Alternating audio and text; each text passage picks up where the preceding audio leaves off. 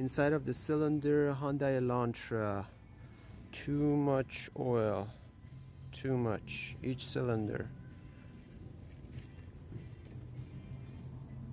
So cylinder, that was cylinder number 2, that was misfiring. This is cylinder number 1. As you can see, it's much better looking.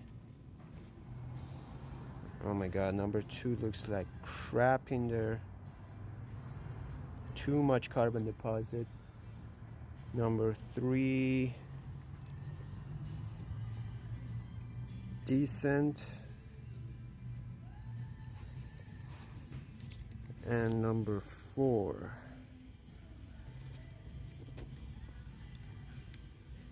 is looking decent as well. So number 2 is burning oil severely. We can do a tune-up on this, replace the coils, but it's not gonna fix it with the oil change, heavier oil, but it really is not gonna fix anything. This engine needs replacement.